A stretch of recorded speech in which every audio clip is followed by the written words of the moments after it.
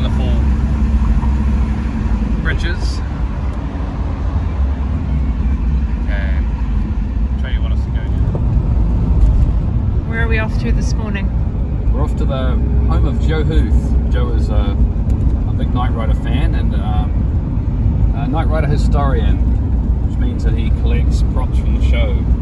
So Joe's got one of the screen-used cars, and he's also got the semi-truck that was used in the show as well. So all these are parked at Joe's house in rural Pennsylvania. So we're just heading up to an undisclosed location to visit it. It is like Mecca for Knight Rider fans to come here. So we're going to see Joe and visit his awesome collection today. So looking forward to it. And bringing, of course, we're bringing KITT here as well. So amazing, we're bringing our New Zealand KITT to visit Joe's collection. We've arrived at the house of Joe Huth. Joe is a Knight Rider historian, along with his partner in crime AJ. They collect original props. And at this undisclosed location near Pittsburgh in Pennsylvania, Joe has collected some original props. So Joe, you want to tell us about the car we have sitting here? Sure. So this is one of 5 original Knight Rider cars left in existence. This particular car was used in the last 2 years of the show. It has about 600 original miles on it. I've had it 12 years? 12 years, sure. Yeah.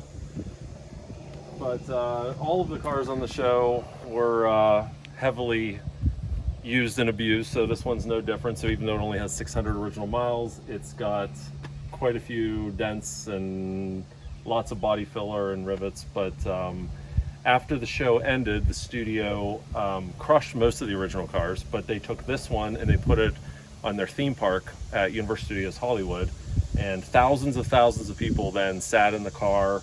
They wired it up so someone would sit off stage, and pretend to be the voice of the car and interact with people. So after its life there, it was neglected, and I was fortunate enough to be able to acquire it and bring it back to its former glory.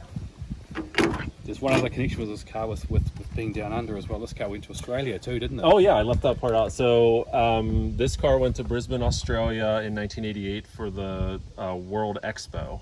Yeah. It was down there for 6 months.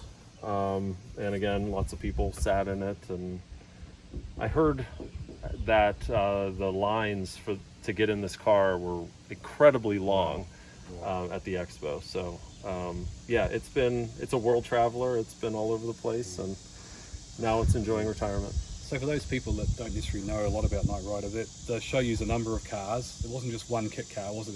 There's a number of cars used on the show, and this was one of them. Yeah. The show used roughly 30 cars over the 4 years the show was on the air, because they were always damaging them, needed replacements. They had certain cars that did certain things. So this is one of the last cars that they got for the show. And its use on the show originally was just a general purpose stunt car. It actually didn't even have T-tops. It was a hardtop car. It didn't have the full Knight Rider dash in it. It just kind of had a mock-up of a dash and a round steering wheel. It was only meant to be used for stunts. But when the studio sent it down to World Expo, and whenever it went to Universal Studios Hollywood on their theme park, they put the dash in it, and they added the T-tops as well. So just to make it more like the car that you would have seen on the air. Yeah. So one thing that gives it away being a screen-used car is the amount of damage it has to it as well, from its general life as being around the other side's a really good example, isn't it? We can see some of the abuse it got when it was on the show. Yeah, look at the abuse this car got on the show. I mean, it's This just is shocking. Yes. No, you can see right here, and you can see really good in the sunlight. This car has about 15 coats of paint on it, because anytime it would be damaged, they would fix it real quick, spray another coat of paint, and send it back out to be used the next day for filming. But you can see all the spider webbing here. The car had been rear-ended a couple times during filming. This is all body filler, and there's like 50 rivets behind this panel. So it's it definitely had a hard short life on the show. Because if you think about it, the car was only used on the show like a year and a half. But it was a hard year and a half. It's amazing you had a chance to preserve it too. It's really, really cool. It's been saved and it's now part of your collection. So yeah, it's definitely an honor to be able to be its caretaker and be able to show it to people and tell the car story. Yep. Yeah. Well, it's an amazing piece of TV history, but there's also another piece of TV history we have here as well for Knight Rider, don't we? Shall we go around the corner, shall we? And the see what we semi. can find? So just about as big of a prop as you could get. This is the original semi that was used on the series. It was used in all 4 years. Well, I should say the trailer was. They only had one trailer. They actually had 2 tractors. This is the second of the 2 tractors that they had. So this tractor, it was brand new in 1984 and was used for the last 2 years of the show. But like I said, the trailer was, they only had one. It was used in all 4 years. So after the show ended, the tractor and trailer went their separate ways. And the tractor ended up being used for farming up in Idaho. Wow. And the trailer ended up being used as a hauler for alcohol funny cars down in Arizona. So after many, many years of searching, we found the tractor. And then thanks to my YouTube channel, a couple years later, we found the trailer and hauled them across the country here, and they're currently undergoing restoration. Amazing. And the tractor got repainted blue, didn't it? As part of the... Yeah, the tractor was blue when we found it. It was black originally from the factory and black on the show. Then it got painted red between the 3rd and 4th season of the show. Then it got painted back to black. Then it got painted blue. So it's got lots of paint on it as well. And it had a sleeper, a fake sleeper on the back. The sleeper has, the original sleeper was long ago scrapped, so we're having a new one recreated. But mechanically, we've gone through it all. We had to stretch the frame back to the original, shrink the frame back to the original dimensions because they had converted it. They were going to turn it into a water truck. They were going to put a water tank on the back, so they did a bunch of work on there. So we had to get the frame all back to where it was. Just got all new tires on, had to get the correct steel rims on the back, new exhaust.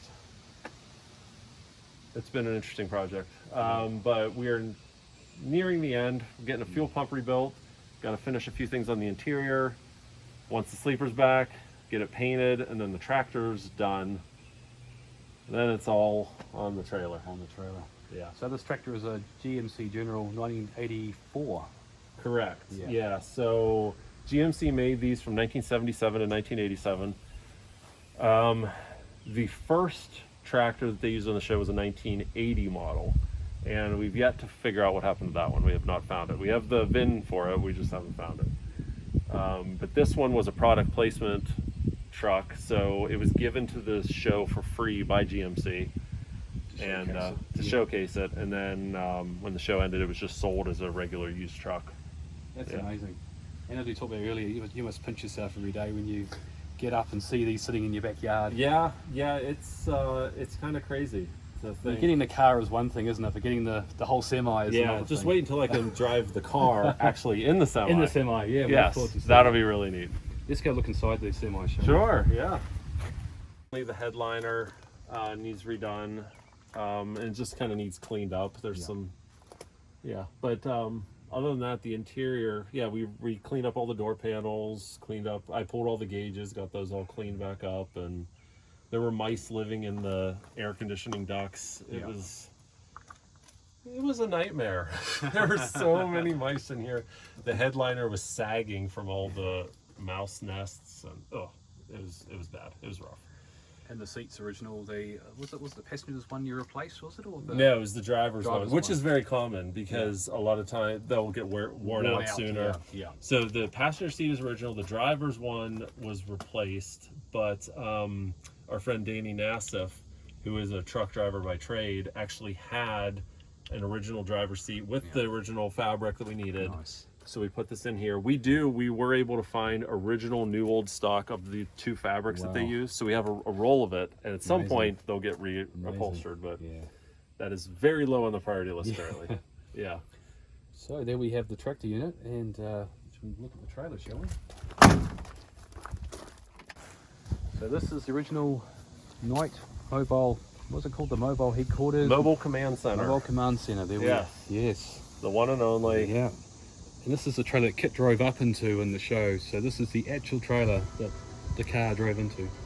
And it's sitting here. It's amazing after all these years. It's amazing it survived, isn't it? Like, It really is. Yeah. Because I always said if this trailer was going to survive, it was going to survive because it had a ramp on the back and it made it more than just a regular trailer. What I didn't know at the time is that when the studio sold this trailer, they took the ramp off and put the regular roll-up door back on. So that made it just like any other trailer. So it very could have easily been scrapped. But fortunately, the person that bought it needed to haul. First, it was their boat, their speed boat, their drag boat that they would race competitively. And then later it turned into alcohol funny cars. So they put a hydraulic tilt deck in here. They put a new ramp on the back, tons of additional boxes on the bottom. It was pretty much unrecognizable as the Knight Rider Semi.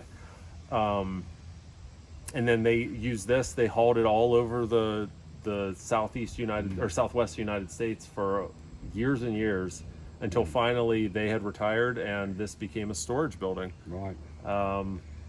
And it sat in the Arizona desert for about 10 years, just never moved and was used for storage. Amazing. And then you found it just through a complete fluke. The person watching one of your YouTube videos said, "Oh, they might have that trailer." Yeah, I did a video called "Where is the Knight Rider Semi?" And I laid out a lot of the details of what would be different about this semi versus another, or this trailer versus another Dorsey trailer. And sure enough, a guy in Arizona happened to see my video. He wasn't a Knight Rider fan. It happened to come up to be recommended to him, saw it and be like, "I think I have that trailer." Reach out to me and the rest is history. I flew down to Arizona and inspected it, determined it was the original trailer, and we made a deal, and the rest here it is. Here it is. So you knew from the VIN number or the trailer serial number that this was the trailer, didn't you? You had the information prior to. Well, we had a suspected serial number. Right. We had done a bunch of research prior, and we had two serial numbers that could have been the trailer.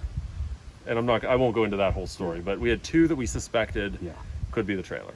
We didn't know 100% if either one was. But when this guy sent me pictures, he sent me the serial number, and it was one of those two serial numbers. Right. So I'm like, well, that's a pretty good indication. This probably is it. And then, of course, when I laid eyes on it, we found details. There's certain holes drilled in the side of the trailer, certain modifications that we saw that no other trailer would have had. And that's how we confirmed it. And then, of course, in the teardown process, after we acquired it, so many more details. Original black paint, original gold paint, different things like that 100% confirmed this is the trailer. Well, should we have a look inside, shall we? Sure. At your progress, because you're restoring this and also putting it back to how it was, but also enhancing it, aren't you? Yeah, so on the show, the interior was never done up. They had a full office set in here, but it was on a soundstage. It wasn't actually in the trailer. In fact, all they ever finished was like the back third of the trailer. So when you saw KITT going in, it looked like it was finished. But we are actually going to build the entire set in this trailer. The trailer's about a foot narrower than the set, maybe 2 feet, but I think I have it worked out where it's going to work. We'll see. It'll definitely be tighter. Like, in the show you see Michael swinging KITT's door out, getting out. Here, he can open it. You can open like 6 inches and suck your stomach in and then get out of the car. Yeah, so it'll definitely be tighter, but I think I have it all worked out. I think it'll work. Yeah. I think we'll be able to figure it out. So, yeah, it's coming along. It's amazing. And you're putting the drop ceiling back in, which will have the lights and the... Yeah, the drop ceiling in. After we finish, this is all the mechanism for the ramp. So after the ramp is installed, we'll get all of the ceiling in. But we got the kind of the skeleton in, and I've started to build out. You can see some of the light fixtures in here, just mocking them up really right now. But And they look amazing. It gives me goosebumps just seeing that. It's just coming back to just as it was in the show. yeah, It just needs a diamond plate flooring, and I'm working on it. you're The almost- diamond plate and the cross the cross- bracing on the yeah. wall, and It's amazing. yeah. And you've had really good support from the manufacturer Dorsey. They gave you a door as well. For Yeah, it, so- this roll-up door that's up here, they graciously donated the door and the installation, Wow. which has been awesome. There's been so many people that have helped out with this project, Yeah. giving their time or their materials, their money and everything. So definitely couldn't be done Yeah. without that. Absolutely. It's just amazing you've got this in your backyard. It is. Yeah, my wife loves it. So. Wow. Well, thank you so much for showing us your Yeah, collection. absolutely. Yeah, Yes. come back again when it's done, and we'll give you a full tour when it's finished. Great, thank you. All right. And the carburetor, yeah. Just a little bit. We are. Sort of right up. There you go. I guess you really can't see anything. It doesn't do anything. It's just static. But Static. Seatbelt on. yeah, pretend seatbelt. Passive blades restraint. There we go. Push that button. Yes, There we go. push that. We're all safe now, Joe. See what it feels like. It's so weird driving a different Trans Am as well. I'm sure. Yeah. So this has got the 700R4 in it, does it? Yep. I don't know if you're in. You're in. I don't know. You're fine. It's in That's fine. drive now. Yeah. Or drive. Okay, we're going. Right, okay. That's definitely different. Yeah. Yes. Which best way to just go along? Yeah, we're gonna go this way, and Yeah. we're just gonna go like a quarter mile down Yeah. and turn around in the driveway. Just make sure sometimes cars fly around. Yeah. Be super careful. Okay, how's your way? No, It's coming. good this way. Yep.